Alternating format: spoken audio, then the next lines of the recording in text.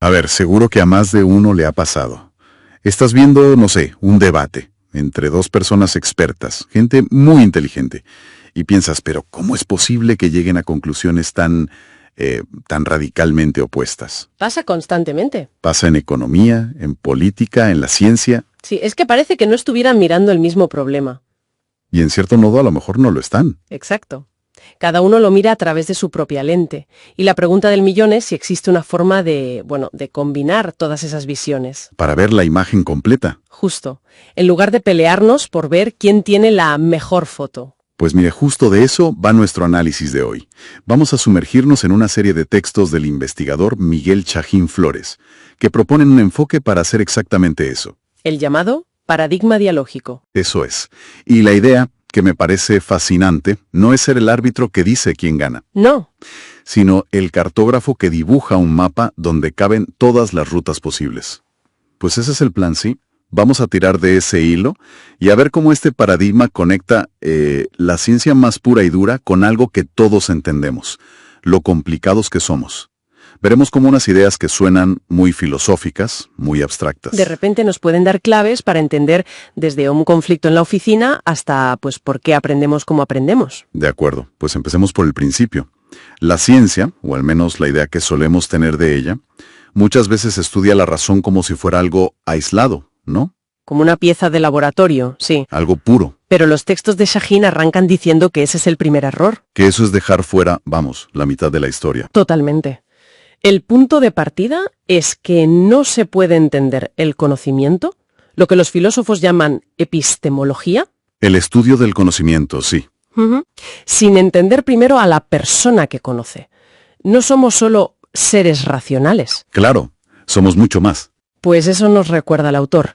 Somos seres morales, que nos guiamos por normas, seres psicológicos, movidos por deseos, sociales, económicos, políticos. Espera un momento, porque a primera vista, ser social y ser político pueden sonar parecidos.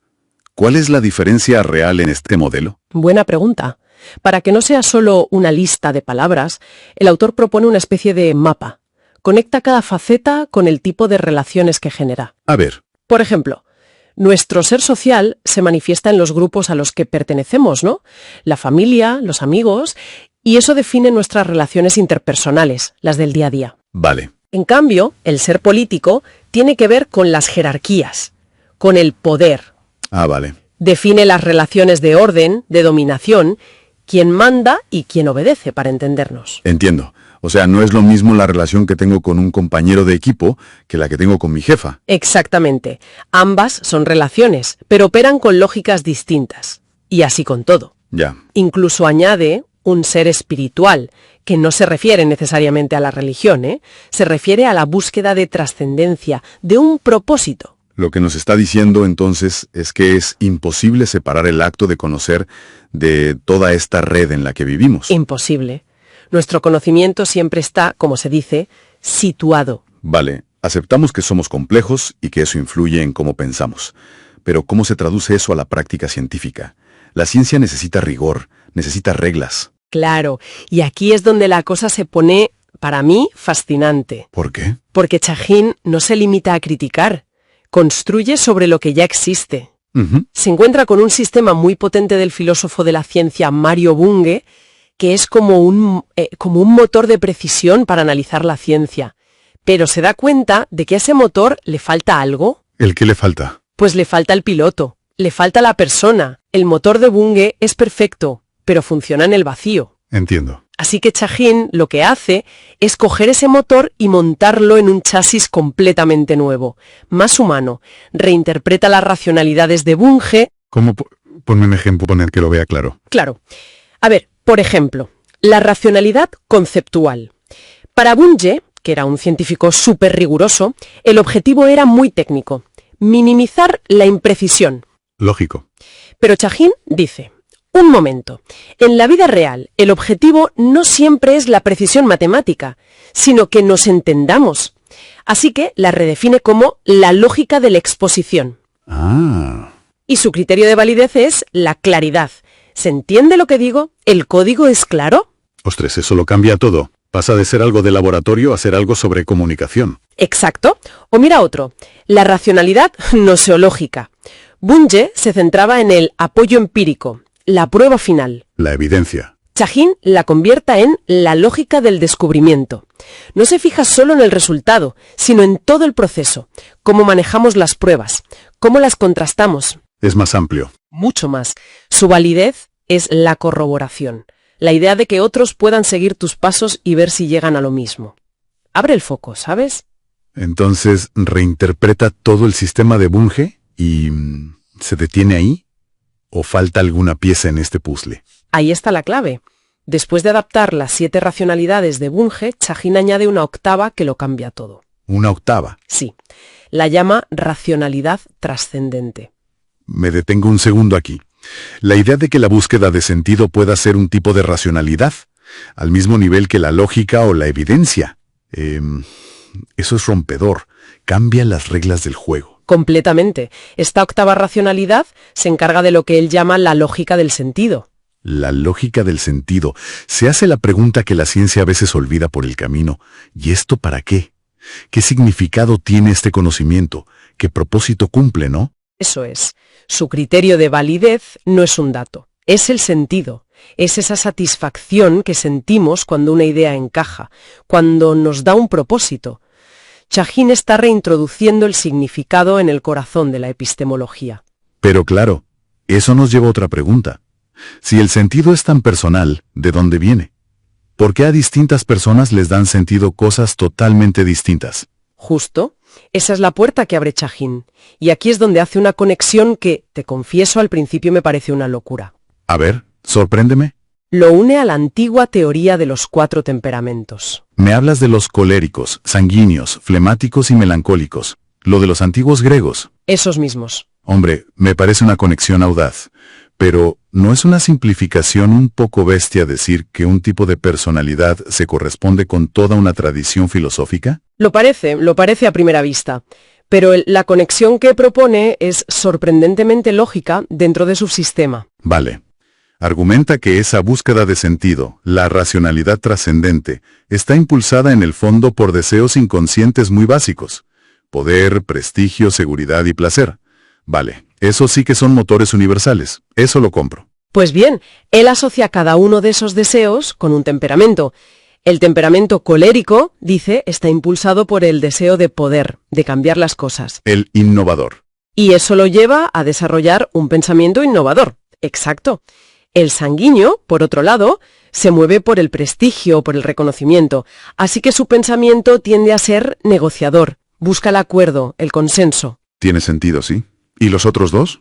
El flemático, que busca ante todo la seguridad, la estabilidad, pues su pensamiento es planificador, metódico, ordenado, que nada se salga del guión. Claro. Y finalmente, el melancólico, que en esta reinterpretación se mueve por el placer, pero entendido como el placer de tener más, de acumular, de controlar. Ah, no como hedonismo. No. Y por eso desarrolla un pensamiento controlador, detallista, analítico. Espera un momento, o sea que, a ver si lo entiendo. ¿Esto significa que un directivo con un temperamento, digamos, colérico, podría, sin darse cuenta, favorecer proyectos de innovación? Claro. ¿Y descartar análisis más cautelosos simplemente por su personalidad? Las implicaciones para la toma de decisiones son enormes. Esa es exactamente la implicación. Y va un paso más allá. ¿Aún hay más? Sí. Cada uno de estos estilos de pensamiento nos inclina a preferir un tipo de conocimiento, un paradigma científico. Es como si cada temperamento tuviera su lenguaje científico favorito. Vale, explícame eso. ¿Cómo funciona esa conexión? Piénsalo como una caja de herramientas para entender el mundo. Hay 4 herramientas principales. Ok. El colérico innovador, que siempre quiere saber el porqué de las cosas, la causa, prefiere el racionalismo. Es la herramienta de la explicación. Vale, explicar. El sanguíneo negociador, que pregunta ¿qué significa esto en realidad?, se siente más cómodo con la hermenéutica, la herramienta de la interpretación. Vale, explicar e interpretar. Me sigue pareciendo un poco abstracto. ¿Y el flemático? ¿Y el melancólico? El flemático planificador quiere entender una experiencia en toda su profundidad antes de actuar. Prefiere la fenomenología, la herramienta de la comprensión. Comprensión. Y el melancólico controlador, que necesita todos los datos sobre la mesa, claros y ordenados, se inclina por el empirismo, la herramienta de la descripción. O sea, describir, comprender, explicar e interpretar. No son solo 4 palabras. No. Son 4 formas fundamentales de conocer. Y nuestra propia personalidad nos puede hacer preferir una sobre las otras. Bingo. Y lo más importante que propone el paradigma dialógico no es decidir qué herramienta es mejor, Sino usarlas todas. sino reconocer que para arreglar problemas complejos necesitas usar las 4. No puedes solo describir un problema sin explicar su causa, ni explicarlo sin interpretar lo que significa para la gente. Todo esto es una arquitectura teórica, la verdad, impresionante. Pero la pregunta clave es, ¿funciona? ¿Sirve para algo en el mundo real? Claro, si no se queda en un ejercicio intelectual muy bonito y ya está. Exacto. Pues aquí es donde vemos la potencia del modelo. Las fuentes están llenas de ejemplos de cómo se ha aplicado este marco. Tomemos un caso clásico. Un conflicto en una empresa entre un gerente y un operario. La historia de siempre. El jefe quiere más productividad, el empleado quiere un sueldo mejor. Eso es. Pero en lugar de quedarnos en la superficie, en el él dijo, ella dijo, el modelo nos da unas gafas de rayos X para ver las capas ocultas del conflicto. A ver esas capas. Primero, la capa de la perspectiva. El gerente ve el trabajo del operario como fácil. El operario, por su parte, percibe su sueldo como bajo. Ya de entrada, viven en 2 realidades distintas. Totalmente. Y de ahí al choque de intereses. El gerente busca rentabilidad. El operario quiere un aumento. Parecen incompatibles. Parecen sí. Pero es que el modelo nos obliga a cavar más hondo, a la capa de la ignorancia mutua. Ignorancia. Quizás el gerente ignora que puede diseñar una estrategia donde un aumento de productividad se traduzca en un bono para el operario, beneficiando a ambos.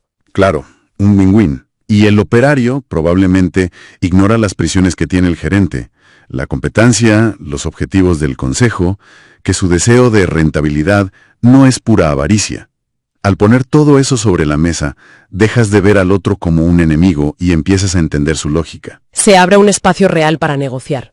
Esa es la idea. Hay otro ejemplo que mencionas, que es muy potente, sobre la sociología. Sí, y hay que tratarlo con mucho cuidado. Se usó este marco para estudiar la llamada cultura de la pobreza en poblaciones desplazadas en Colombia. Un tema muy delicado. Muchísimo. Y por eso es crucial subrayar que el modelo no se usa para juzgar, se usa para estructurar y comprender una realidad social que es complejísima. Entendido. Por ejemplo, al aplicar el filtro de las racionalidades, observaron que, en la racionalidad conceptual, la pobreza se definía por lo inmediato. Lo concreto, no tener casa. Exacto, no por causas abstractas o estructurales.